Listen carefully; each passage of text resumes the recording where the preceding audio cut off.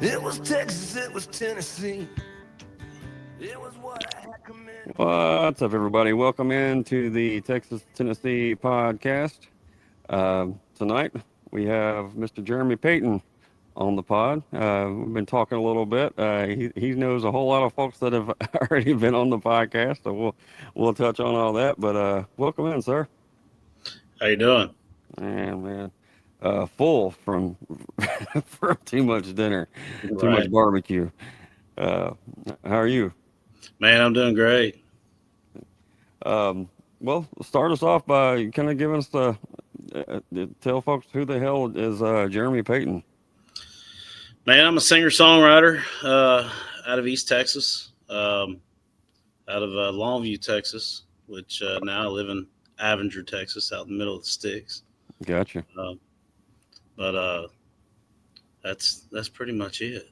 There's not a whole lot. There's not a whole lot to it. I mean, there's a lot to it, but that's how about we keep it at that. Understood. Yeah, I haven't been. I told you beforehand. That's where my dad and siblings all live out there in that direction. Dad worked in Longview for a while, and Tyler. I jokingly used to call it the Tyler Longview Metroplex. But they live out in the sticks too now. So, We're all just a bunch of oilfield hands out here. well, he's originally from the Memphis area. So, and then he went from Memphis to Irving to the middle of nowhere. So, so I like it better where he's at now. Well, so you're on here to promote your latest album that's coming out. So apparently you play music. So let's get to that point. What kind of music was around your house when you were growing up, and kind of when did you get rolling in that? I know that's a generic question. Man, that is the most asked question of ever. It is, but it when I listen, it makes everybody kind of spark or their attention, their antennas go up because it's commonalities, So, Right. Saturday mornings, Mama cleaned the house, mhm. So it was Larry Gatlin and the Gatlin brothers. Okay. It was Percy Sledge. It was B.J. Thomas. Oh man, Kenny Rogers, of course. So there was some country, but there was some soulful stuff going Yeah, on. Percy Sledge is one of my guys. I mean, that's just something I'll always listen to. But there was a lot of Larry Gatlin going on in the house. I can tell you that. That was every Saturday. That's the first thing she played. It was Larry Gatlin and the Gatlin brothers. That's that's one band I really didn't grow up around, but I understand the popularity. You know what I mean? Yeah. I've seen all the clips and things like that. And I've never wanted to cover one of their songs. I don't know why. It's not one of the. I think I got wore out on it. Understand. Yeah, that I think we all know a couple of their songs, right? But Oh yeah. you're right. All the Golden California, man. That's right. That song like pops into my head every now and then. I'm like, why is it there? When you hear that stuff now as an adult, does it take you back to the? It does. It does. That's crazy how those songs can bring back a person or a memory or a situation or any maybe a moment in time, anything like that. Oh yeah, Mama cleaning, and I was making a mess right behind her, and she's pulling off that chancla, and she's getting ready to get after it. And Larry Gatlin playing in the background. Well, if you, I don't know if you've seen it or not, with the Muscle Shoals documentary.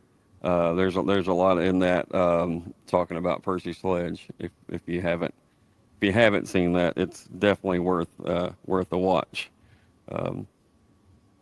Apparently, he was really good at singing, but it wasn't at the beginning wasn't used to controlling his volume, so they had to chase him with the fader.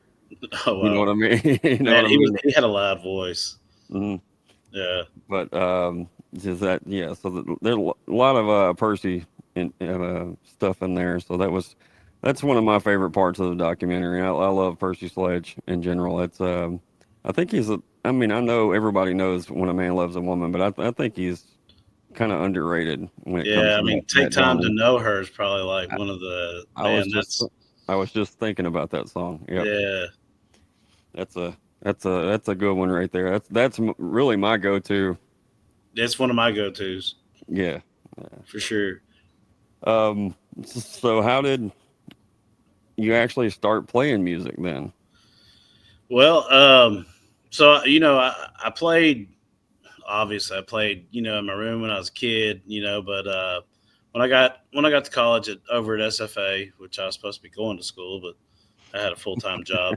I mean, school just didn't seem like the thing for me, but, um, I played fraternity parties, and then I hooked up with a few guys, and then next thing you know, Corey Morrow was coming around. Him and Pat were doing the college circuit. They were still in college at Tech, and I started opening up their shows, and they actually gave me my first shot on stage. That was back in '98. Um, so Corey had me on stage opening for him. Pat had me on stage opening for him. Hmm. Just different places, and so that's kind of how I got into it. Corey's actually coming on the podcast later this year, so looking forward to that.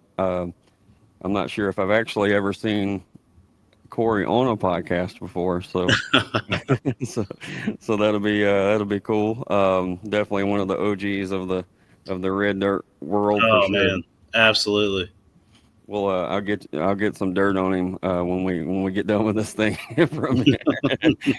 Um, so I mean, when you started playing, was it were you into the cover thing, or were you a songwriter from the beginning, even if it wasn't great I one had way or I the had some songs, but I don't think they were any good. So mainly it was the cover thing, and yeah, the funny part is, opening up a Corey Morrow song and all you knew were Corey Morrow and Pat Green songs. That's pretty bad. And then it was a little bit of Jerry Jeff Walker mixed in, which I mean they were covering Jerry Jeff songs back then. So I mean it I was it got was you. all the same stuff. We were all playing the same stuff, and then I kind of branched out and was doing some fraternity parties, with Jack Ingram, Phil Pritchett, and so I started branching out a little bit more, and then of course playing the old school country stuff that from when I was in high school, '90s country, early '90s country, Gotcha. '80s country, Hmm. um, but mostly covers. And then I finally started getting brave enough to play my own stuff. Started throwing a few here and there, but openers back then they didn't play for an hour. We might have had 30 minutes. Gotcha. You had enough to get in about maybe 6, 7 songs before they were really kind of, doing this right here from the side of the stage. And they're like, one more, and you're trying to squeeze in 3 more, but hey, Right. So were you already writing songs for a while before you decided to just let other people hear them? I don't think a lot of people understand how, as far as music fans, how um, nerve wracking that can be at the very beginning, especially a lot of people, they come out of the womb ready to write songs, and let the world hear those songs. But then there's a whole other section of musicians that do the cover band thing, like what you're talking about, and then that's a hard habit, or a big step to take, and kind of tough to cross that line, because you get so used to people knowing all the songs that you play.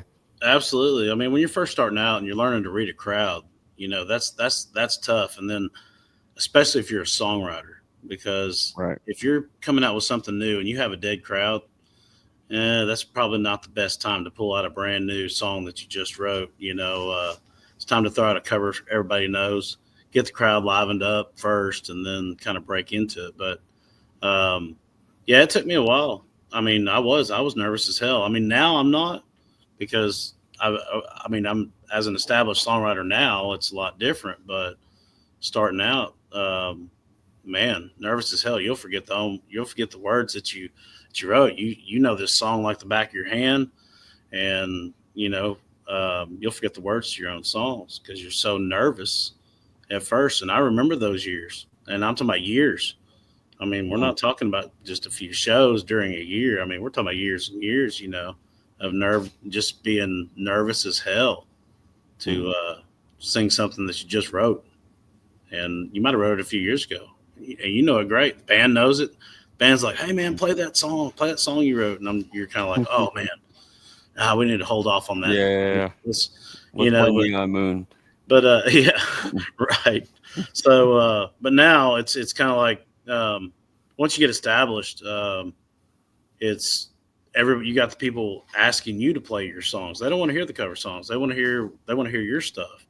And it's good when you're playing and the crowd actually knows the words to your song and you see them singing the songs that you wrote. And that's probably the best feeling, So there's definitely plenty of reward in it. And it's just natural to be nervous. I still get nervous, new songs, even with this new album. I never worry about the band, whether they know the songs or not. They know the songs backwards and forwards. I mean, they've charted everything. They know it all. I'm the one that's nervous. And I do. There's times that, you get nervous, you forget the words to your own song. So you have to ad lib. And they're like, oh, did we just get the remix? The remix. Absolutely, you did. Put the date down. It'll change next time. That's right. Why do you think that makes you nervous again? It's you get nervous about how people are going to perceive the song. Your baby. Yeah. I mean, it's something that you put, it's your own thoughts, it's your own words. And, are people going to relate to this? It's relatable for me. And the biggest thing is that you want to write something that other people relate to, which I guess I've been very fortunate in that situation, but still you want people to like the song. But if you can touch one or two people, even if it's a crowd of 1,000, I mean, if you touch one or two people, hey, yeah, that's great, right. But if everybody's turned around and everybody's on their phones and, it's a horrible feeling because you're wondering like, man, are they paying attention or what are they doing? Or are they texting their friends saying, hey man, I just found this badass, hey, Jeremy just got a new badass song, or, you don't know what they're doing. That's what kind of makes you nervous first time you sing them. One, I was listening to your story as far as the years of people, not paying attention or not the tough times of getting people to give you a listen. And I'm wearing a Brent Cobb hat, and I got to ask him about that because in one of the shows in Memphis, it was years ago, right when the Shine on a Rainy Day album came out. People were singing his songs back, and here, I'm like, the whole damn room knows your songs. But when they started singing his songs back, he kind of stepped back a little bit and like had a moment, and I'm thinking like, this guy's been, people have been listening to his shit for years, right. But in reality, it hadn't been that long, and he kind of had that one of those, he's like, man, you have no idea how many empty rooms and couches and you know what I mean. Just what you were saying, how right. many miles and nobody paying attention and this and that, for so long. If I could play guitar like Brent Cobb, I wouldn't worry about the words. I'd just sit there and play guitar licks and I wouldn't worry about it, And I've always said that about guys that were songwriters that were also just badass guitar players. Yeah. If I wouldn't be so nervous if I was a badass guitar player. Everybody says, "Oh man, you're an awesome guitar player." Man, I'm mediocre at best. That's what I tell everybody. I'm good enough to write a song and throw some G, C, and D on that thing. A couple minors here and there. Yeah, get fancy with the E minor. I got you. My band calls me the 1-4-5 guy. Move that capo around. That's right. Well, not oddly enough, but I just saw on our TikTok live here that Mr. Matt Mason's name just rolled through. So let's talk about that a little bit. You before we went live, you have a little history with former Texas and Tennessee guest, Matt Mason. Yes, sir. How did you two kind of come to know each other? Well, me and Matt were on a label together. I know I'm bouncing And around. Sorry. yeah, well, we were on a label together, Nashville label, and then we were on another label based out of. I don't really know where it was based out of, Georgia, I guess so. But anyway, we were on some labels together, and me and Matt started playing some shows together. And Matt would come stay at the house. And matter of fact, Matt has a couple dogs from my dogs. Matt's Okay. Matt's a dog guy, Mhm. and he used to he'd come by the house, and it seems like a couple times that he came by the house, he'd leave with a puppy. And matter of fact, crazy story. Our manager, our old manager, Mhm. not gonna name any names, Okay. but Matt actually stole a dog from him that came from my house. Uh, and now Matt has, I think, 11 dogs from my bloodline running around his ranch. Gotcha. But yeah, me and Matt go back, like I said, now 9-10 years. Mhm. And it's hard to believe it's been that long. But yeah, we've had a lot of good times together. Played some shows on the road together, and it's just been a good friend. That's it's always cool to hear, I guess. And like I said, I've said this before, but as fans, I don't think we realize how small the community can get with independent guys and that are trying to, do similar things. Just how much a lot of times everybody knows everybody, Yeah. which is, it's cool. It's cool to hear those stories. All music aside, but I mean, Matt's a great human. I mean, No, yeah, we don't just talk music. We've had we've had friends that we've lost along the way, and that were good friends of ours too. And we have a personal relationship besides just a business and music relationship. So which is really good. The camaraderie in the music business is a lot better than people think. They think that we all hate each other, which right. is fine.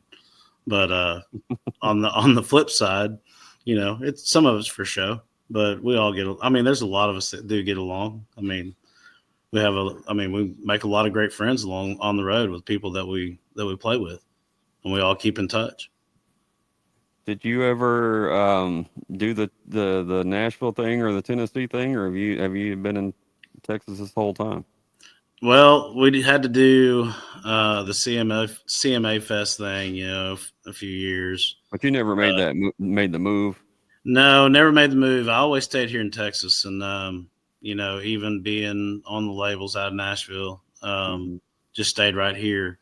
Even though I had to make that 8.5 hour drive here and there, but it's Texas is home, and just I never had the magnetic pull to go to Nashville. I mean, Right. I can do everything here that I could do there. Mhm. And my music still reaches everybody that it would if I was in Nashville. And I think I'm just better off in my home state. I love Texas. Understand. Yeah, we've talked, and I know you know tons of people that have made that move and back and forth and for all different kinds of reasons from being a musician and it's just easier to pick up gigs and to that's where the bus is, that's where everybody meets to go on tour, whatever. There's tons and tons of reasons for people to go to the Nashville area, not just a record deal or whatever the case would be.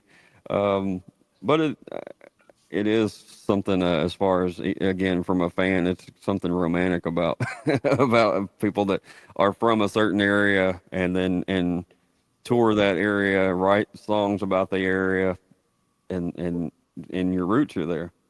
Right. Yeah. Well, it's almost about halftime. I want to make sure we get into your latest single, and I want you to give us a little bit of a rundown on tell us a little bit about it, about Why God Made Whiskey. Is that the one we were going to play? Yeah. Right. So Why God Made Whiskey is it's basically a conversation between a bartender and a lady down there on her luck, is what it turns out to be. So it's a very relatable deal, and the subject matter came about, like my girlfriend. She used to be a bartender at a very popular place, um, and bartenders are often the what do you want to call it? I guess the counselor of Yeah, yeah. of relationships and problems and everything else. People just feel the need to spill their guts once they've had a few drinks, and so that's basically where Why God Made Whiskey came from. All right, we'll give it a listen, and then we'll dive more into your into the album and everything when we get back from this. So, all right, appreciate that. Here we go.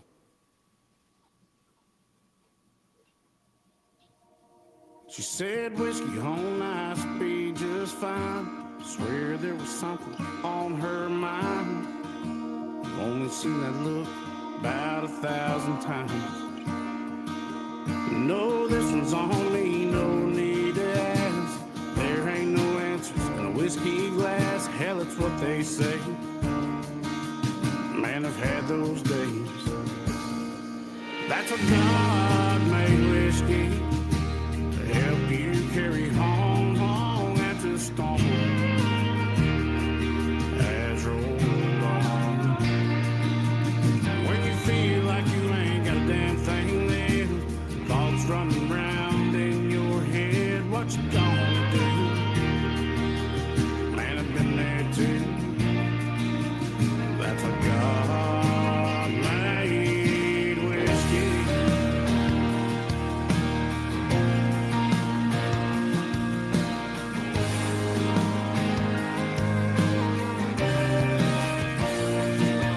Said she never had a man like him before.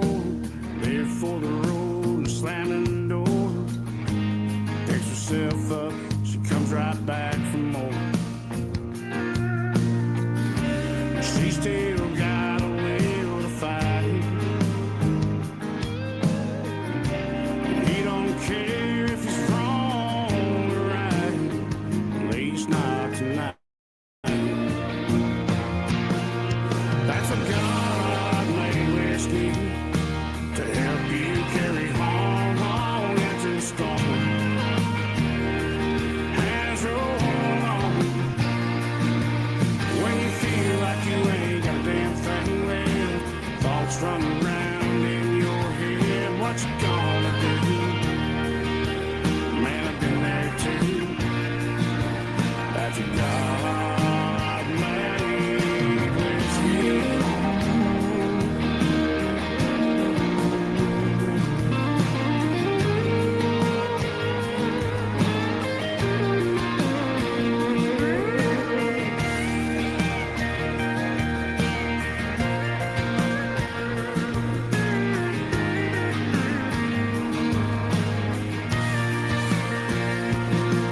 That's a God-made whiskey to help you carry home long after the storm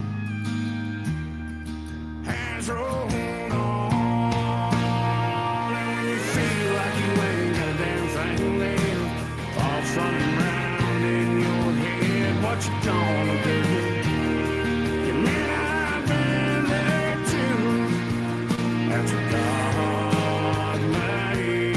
whiskey. That's a God-made whiskey.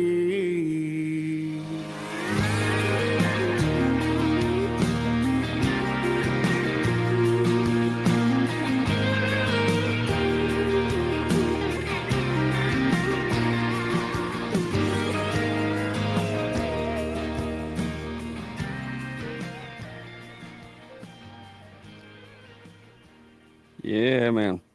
So I'm always curious, like, you sat there, you had to listen to that. What kind of goes through your head when you're listening to like you had to sit there and listen to that track? What's kind of going through your head? Are you critiquing it? Are you thinking about a time and place or the person that's playing on it, or what's going through your head? Man, I'm constantly critiquing my own music, especially when I hear it. But my co-producer Kyle Roop, and of course, lots of people know who Kyle is in the guitar world. Kyle's probably one of the best guitar players anywhere.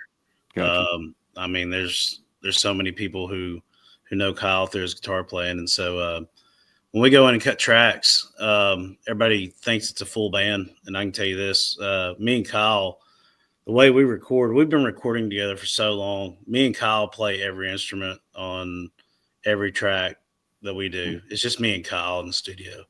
Gotcha. Used to be me, Kyle, and my drummer. And Adam passed away. It's been 2 years ago now. But it's ever since Adam's been gone, Kyle learned how to play drums.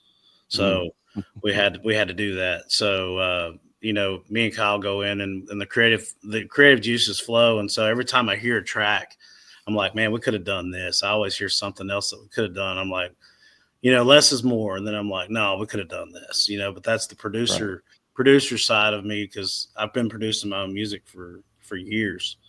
And to have somebody else to co-produce that thinks like me is something that's very good, because I've been pushed and pulled to go to different studios. And I used to record in Rosewood in Tyler. And nothing against Rosewood. Great studio, awesome studio, great guys. I just didn't get to co-produce there.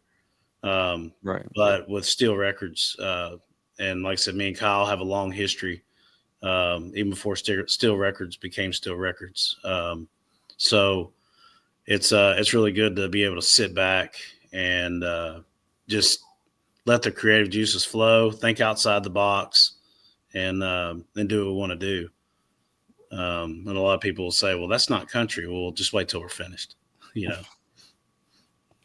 Those lines have been blurred for an extremely long time, so that's okay. Right. I think as long as it's you, it'll be fine. That's right. Have you gave any thought about producing anyone else? I have. I've got my own record label. It's Tx2Tn, and I don't know if we can say exactly what that means on. It doesn't matter. But I think it speaks for itself. So TXNAF Records, and I've had some young artists, and that's who I'm interested in working with, is younger guys that are trying to get out doing some artist development stuff on the side, helping some guys get started, introducing them to my agent DJ, letting DJ kind of help get their music out. I've brought some really good young artists over to Smith Music. Help them get the distributions, kind of help them get a few things under their belt, and kind of help them with the songwriting and that kind of stuff. And on the songwriting side, it's kind of where we throw the production in. That way I can help them do pre-pro before they get to the studio. Gotcha. So, kind of helps you get some more chops in and helps them in the process as well. Sure. I mean, you never know who you're going to work with, and some of these kids are very talented, and with some years under their belt and some more experience. I mean, like I said, you never know who they're going to be. Brian Chance, he's a great artist, great songwriter. Came to me when he was just starting out, and we wrote some of his first songs. And now Brian's starting to get quite a bit under his belt. There's a lot of artists out there like that I worked with, Curtis Grimes, Co-Wetzel, all from my territory.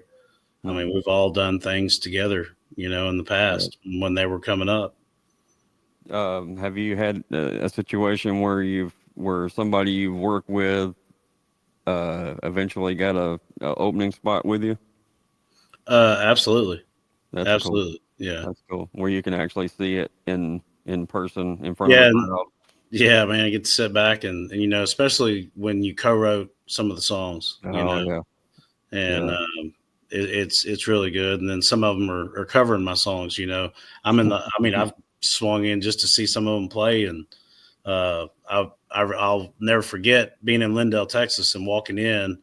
Me and Billy Joe Shaver were fixing to play a song, and I believe Chris Colston was in a some type of contest, and Chris was covering one of my songs, and that was pretty cool, because I was sitting on the side of the stage and he happened to look over, and I think Chris got a little nervous because I was standing there. It was when Chris was young, but Chris Colston, another great guy. Yeah,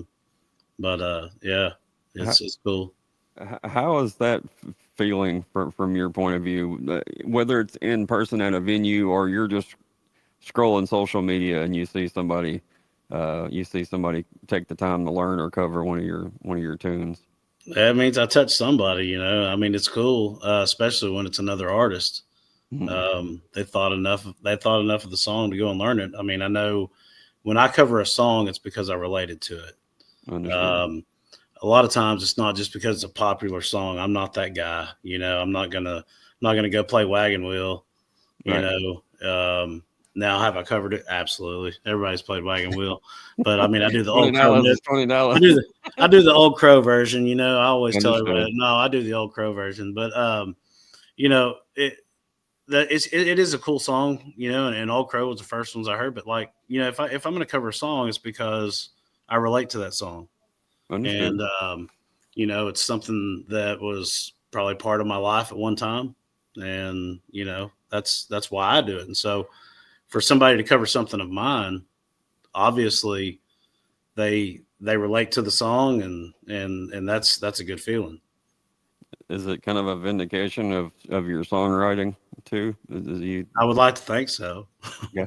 No, I mean, for yourself, is it? Sure. I mean, all ego aside, but I mean, absolutely. I mean, you would always think that they covered it because of the song was well written, Mm-hmm. and because it actually touched them in some way, like I said, and Yeah. You like to think that you're a great songwriter, and everybody thinks that, but it's like Billy Joe Shaver told me, it's kind of like someone's kids. You always think your kid's the best looking one, but sometimes your kid ain't the best looking one. Oh, well, you mentioned you brought up Billy Joe's name a couple times. So let's touch on that a little bit. How did that relationship, if you can talk about it, how did that relationship come about? Well, and it's great to hear, to be honest. You know what I mean? That because it's not like you were the same age as Billy Joe running around. No. So there had to be some respect or mutual friendship of some kind. Yeah, I mean, this past Sunday, Billy Joe would have been 86 years old, so but actually our relationship started out kind of rocky, to be honest with you. I've always been a Billy Joe fan, and I got backstage one time and he was there, and he was not in the mood to talk to anybody. Right. And it was one of those deals. And so my first run-in was at Floribama, and I got back there, and I saw Billy Joe Shaver, and I was just like, oh, man, I got to say something. I was nervous, and I had to say, I got to say something. And everybody's like, oh, man, he's cool, dude. He's just a normal guy, And so I went over and I went to shake his hand, and, Billy's missing a few fingers. Mm-hmm. And he shook my hand, and then he turned around and he said, who the hell is this guy? And I heard him say it, and I was just like, oh, man. So it's kind of one of the moments like, damn, what do I say now? Like, I'm just this young punk kid, and I'm trying to rub elbows with one of the greatest songwriters that ever lived, in my opinion, and I think a lot of people's opinion. So, anyway, and then from there we met years later because I was actually opening a show for him. Mm-hmm. So from then, matter of fact, we struck up a conversation, and during that conversation we had a couple arguments, and maybe I shouldn't say arguments. Maybe I should say, we were debating on some certain things, and then we had some long talks, and then he said, you know what? He said, if you want to know what's really going on, and he walked over to his van and he pulled out this book, and it was his autobiography that he wrote called Honk Tonk Hero. He gave me his personal copy. and he autographed it, you know, and of course, I asked him to. He said, "Why do you want me to deface this book?" You know, and he was just one of those guys. Like he didn't understand why I wanted his autograph, you know, in there. And I said, "Man," I said, "somebody told me once, you know, you never know who they might turn out to be, Billy. So, you know, I want your autograph." And he said, just in case. he just shook his head and he wrote in the book, you know, and then he said, "Oh, hang on just a minute." And he grabbed that book back and he ripped out the first page. I don't know what it said. I never got a chance to see it. He ripped it out.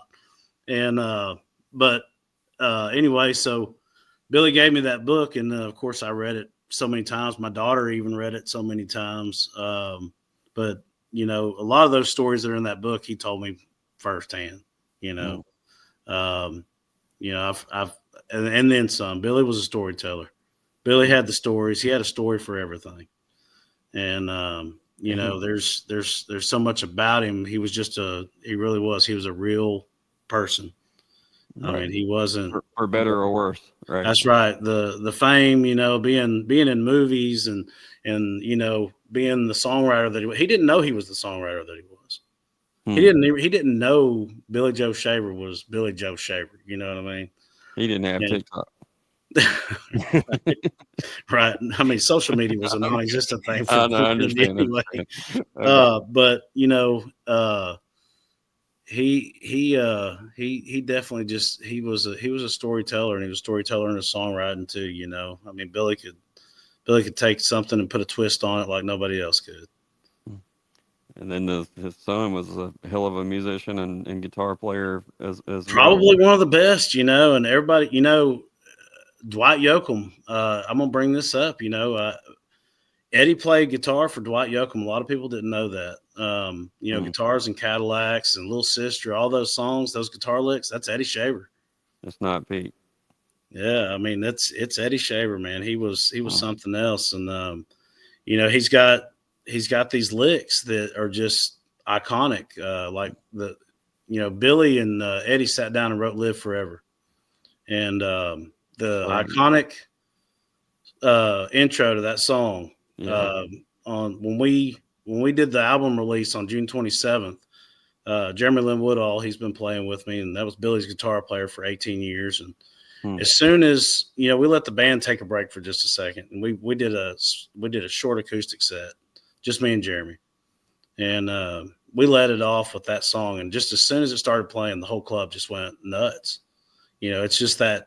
It's that sound. It's that seems lick. like it's more popular now than it was when it originally came out. Like it, I mean, slow grow. I'd always ask Billy. I was like, "Hey, man, you know, when I was playing with him, I said, hey, you gonna let me come out there and sing that song with you, you know?" And I never understood why he always told me no. You know, he always told me no. And then he just gets where don't even ask. You know, he just don't even ask. You know, and what it is because him and Eddie wrote that song together, and I came to realize what it meant to Billy. You know, that was kind of him talking to Eddie every night he sang that song. He was talking to Eddie, and that's why he never let me do it. And so after Billy died, we did a tribute in Waco, Texas. We did a tribute concert for him over at the backyard in Waco, Texas, and they called me up and they said, "Hey, you want to sing that song?" I said, "You damn right I do." I've been waiting. So Billy never played guitar in that song. He's never played his guitar in that song. Right. And I was going to play it that night. And I played several other songs with the band that night. You know, my guitar worked perfectly fine. When it came time to sing that song, my guitar quit working. Okay. And me and Jeremy looked at each other, and then we just kind of looked up and we said, "Man, the old man got me." So yeah, my guitar quit working. He never, if I was going to sing it, I was going to sing it. I wasn't going to play it and sing it. And that's just the way it was going to be. That's, I was going to ask you, when you had the chance to sing it, were you singing it to Billy? I was. Yeah. We were all singing to Billy that night. Yeah, that's fair enough. Fair. That's true. Did it make you more nervous that you didn't have the guitar with you? Man, let me tell you, when my guitar skitsed out like that, I was nervous as hell. I was like, man, what's going on? You know, is the sound guy messing with him? What's going on? It was my guitar. It really didn't work. And then after we sang that song, of course, Billy always sang "Star in My Heart," and so we let the sound guy let Billy do "Star in My Heart." Okay.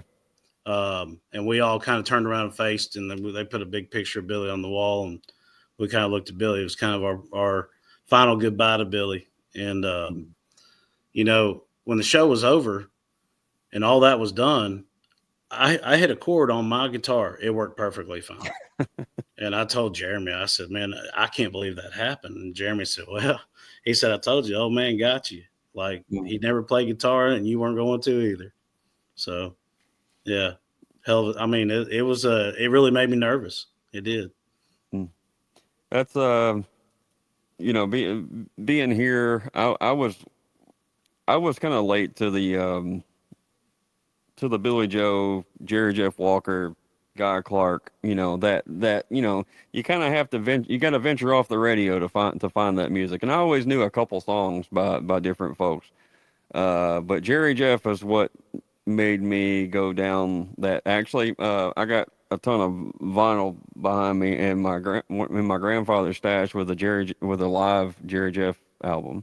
I don't even think you ever listened to Jerry Jeff, but it was in there, and that of course, L.A. Freeway is on there, Yeah, man. and LA Freeway. that made me go to Guy, and then Yeah, even Bojangles, on. I mean, Mm-hmm. but even Jerry Jeff, he wasn't a Texas native. He was Right, a no. Yankee, but he couldn't get Mm-hmm. to Texas fast enough, so.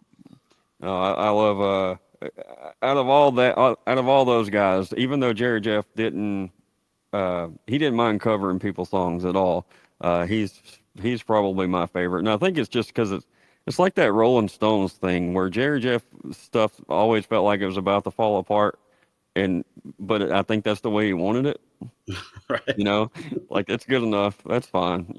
I don't Right. know I don't know what their process was, but it seems like they just threw it against the wall and were like, yeah, it's good. Let's go to the next. Yeah, Jerry Jeff was like the Texas version of Jimmy Buffett. That's the way I always looked at it. I mean, they're both just free spirits. Jerry Jeff was a free spirit. Had the opportunity to open up for him a couple times in my early years. Mm-hmm. And man, he really was. He was just such a laid back, cool dude. Maybe that's I'm sometimes too laid back, and I think that maybe that's why I relate to that even more. Well, speaking of that, have you you've been at this for a couple years now? You found yourself what's some moments where you kind of were looking around like how the hell did I get in this position? How did I get in this room with these people? Well, I know we touched on Jerry Jeff and Billy Joe, but yeah, I mean, there's a lot of people that I've played with, and yeah, I've played in the ditches, I've worked the bars, I've done all the stuff, I've put my years in, but a lot of it really is about putting yourself out there as an artist and getting recognized by some of these guys, and some of them, and this is excluding Billy because Billy was basically, I was begging to do that deal. But a lot of the other artists that I've played with, they've actually gone and listened to my music and they've told their management, hey, yeah, this is the guy we want opening for us, or this is the guy we want, to run support or co-headline with us or whatever, when we do festivals or whatever. But it is very humbling to look back on all my years of playing, and there's still times that I'm playing with somebody and I'm like, damn, man, should I really even be here? But, I think that's something as an artist, everybody probably questions, at times like, should I be here? Right. But I'm very thankful for the fans and for the people that are listening to the music and for the other artists that are actually paying attention too. So, I'm very, very grateful for all that. And that's basically all I can give credit to. That's well put, well said. All right, so I skipped one of our main staples at the beginning because Steve is not here with us tonight. So and hoping everything goes well with some family stuff he has going on. So we're thinking about his situation. Um, so he has a question that he asked called the pie question. All right, so I Oh, don't Lord. ask this very often. Uh, but it's a musical pie. It's divided up into four sections. You got songwriting, performing, studio, and business. Which one of those slices is your home? Definitely performing. Okay. Definitely. I mean, um, naturally, I'm high strung, so Okay. I run with anxiety. Um, but when I'm on stage, uh, nothing can touch me. That's my place. Hmm. Second would definitely be the studio. Um, Okay. I always make we turn the lights out. I mean, I love a dark studio, and I have this one special light in the studio, and it's just got a soft glow to it. And I just turn it on. That's the only thing that's on in the whole studio. And Kyle's like, "Man, I can't find a damn thing in here. It's so dark." But he knows when I come, all the lights are going off, and I got to get in my zone. And once I'm there, man, I'm just, you know, when I walk into a studio, first thing I do is I have to walk around. If it doesn't feel homey to me, I can't do it. And Does it matter if it's a slower song, faster song? it all matters. Yeah, Okay. I mean, I have to feel comfortable, Hmm. and that's why a lot of studios have couches. They have all this stuff in the live room. Everybody's like, "Why they got couches and rugs everywhere?" All this lighting, all these candles, and man, that's why. Right. As an artist, being able to relax and feel like you're sitting at home where you wrote the song, performing it in the studio, that makes a difference. So yeah, absolutely. That's the second place I would definitely say. And um, DJ can probably answer this next one about the business side, man. I absolutely hate it. But it's something we have to deal with. Um, that's probably my least favorite. Which The which one songwriting I love doing too. which one do you end up spending the most time doing?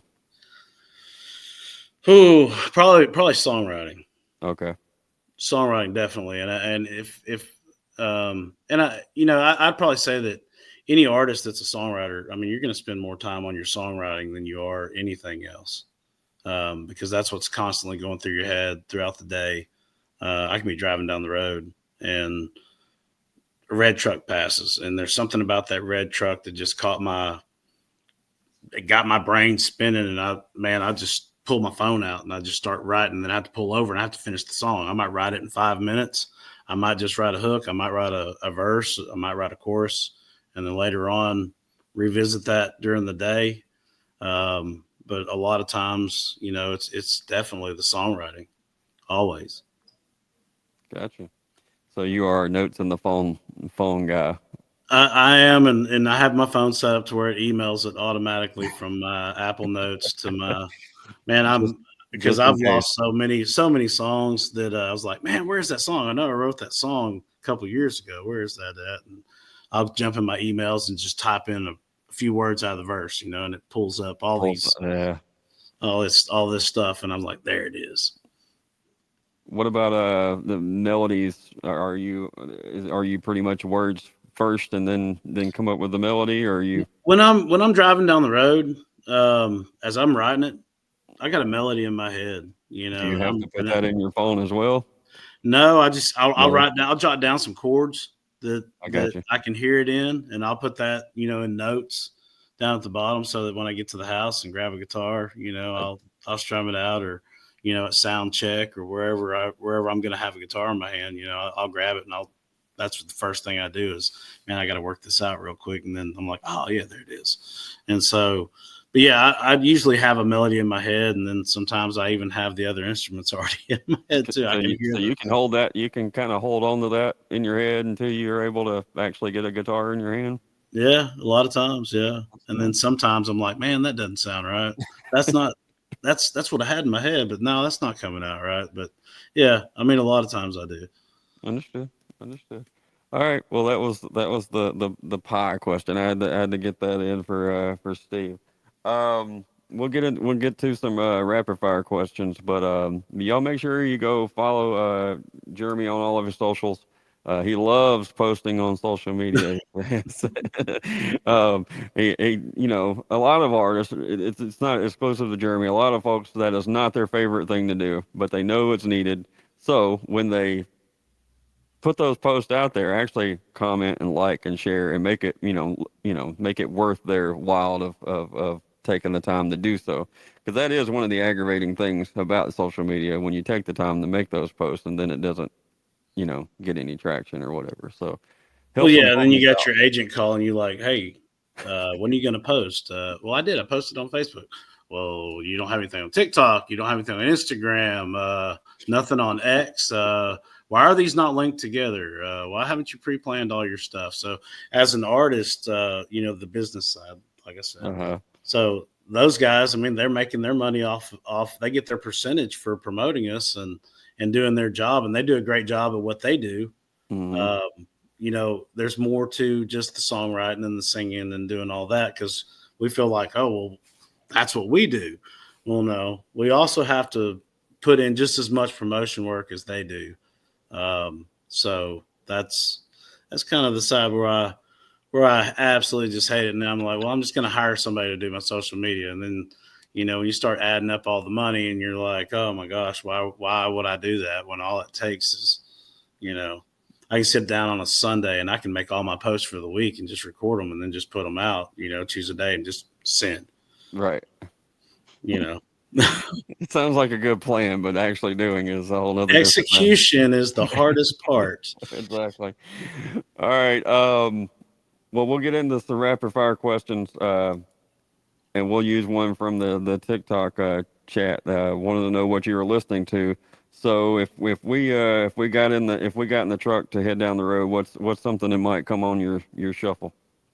Uh, you know what? Let's Uh-oh. cheat. Okay. Let's just look.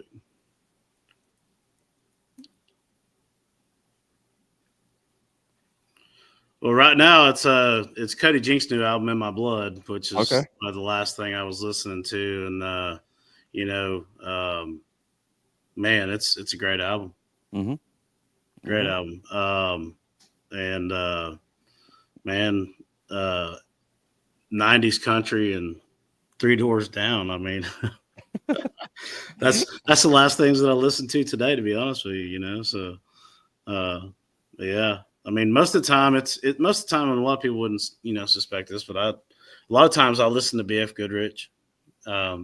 Most of the time, Okay. there's no music in my Jeep. I mean, I've got mud grips on my Jeep, and I just listen to the rubber on the asphalt. Hey, I can, yeah, I got you on that. If you take the top off, you can't hear the radio anyway. It's just noise. So Yeah, what's I the point? mean, that's usually what I listen to the most, and everybody's like, "What?" And I'm like, "Well, that's where I do a lot of my thinking and concentrating and everything I've got to do throughout the day, man. Just listen, and then it's just so calming. Listen to the tires on the asphalt." I think I drove halfway home today without my phone connected to the to the Yeah, truck and didn't even think about it. Which it was like 100 and you know 1,000 degrees right. today here. We had that Texas weather in Tennessee today, so Yeah, it was um, 101 here.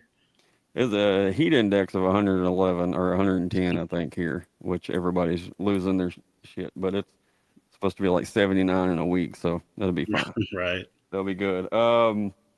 I'm just hope. I mean, I told you before we come on, I'm headed down to Waco for the Turnpike Ragweed show this weekend, and everybody's a little worried about the heat, but I work in construction, so I think Well, I'll be making it. when I'm So not playing music, I'm building houses. I got you. So yeah. So you not you can't be used to it, but you know what I mean. Better than some.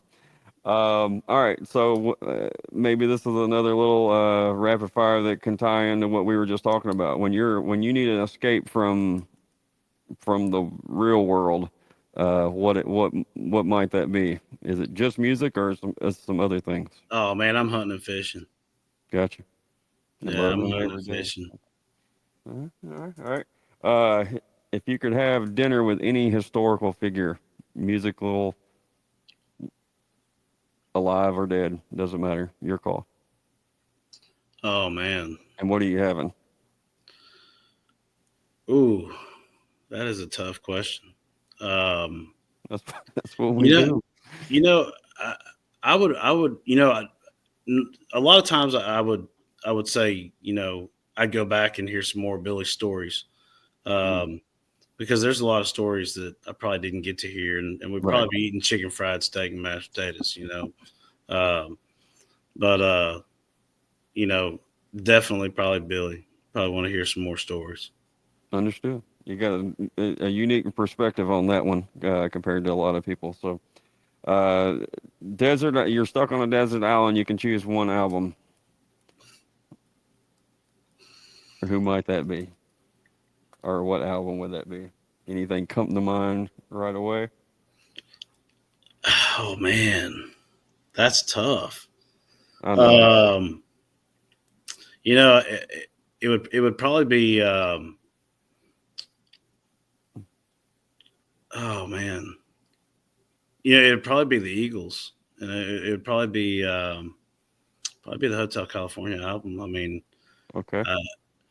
Why do you, just because of the amount of good stuff on it? Man, it was a very well written album. It's great. I mean, I'm a rock guy. I'm a country guy. I mean, I love it, but just the vibe. It's such a relaxing vibe, and I think if I was stuck on a desert island, man, I want to be as chill as I possibly can. I don't want to freak out, So like no Pantera or whatever. You want to chill out a little. I guess. Yeah, no 5 Finger Death Punch. I mean, it's not fun partying by yourself, Nobody to mosh pit with or nothing. That's right. That's crazy. Well, all right, man. Well, that we got one final question, and it's the most important question. So we started this on episode 1, and it is a tradition that we ask this question now. So, Jeremy, what is your favorite Little Debbie snack? I know that's hard hitting shit right there, but it has to be oatmeal cream pie. Okay. All right. At least you named all the cake instead of like all of other guests. So shout out to you, Caleb Michael. All right. So if y'all, like I said before, if y'all don't follow Jeremy on all your socials, please make sure you do. Wherever you stream your music, make sure you hit that follow button. That way, when new music is coming, you're notified from so you know what's there. Anything else that I didn't get to that we need to make sure we touch on? You always out on the road? Man, not always, but we've got quite a few shows coming up. We took a little bit of a, I wouldn't say hiatus. We took a little bit of a break, a little bit of a slowdown while we were recording this album, and we had some other things that we were working on that kind of fell through. We decided not to do this year, but we've got shows coming up, more shows coming this fall, and so we're filling the schedule back up. But make sure y'all follow the socials, and he will be posting. Absolutely. He will be made to post on his social media accounts on all platforms, so that you will know where he is playing. That's how that's going to work, right? So, all right. But Jeremy, it was good to meet you, man. You too. And all right, y'all make sure you go follow him, listen to his music, give him a chance, and we'll see y'all next time.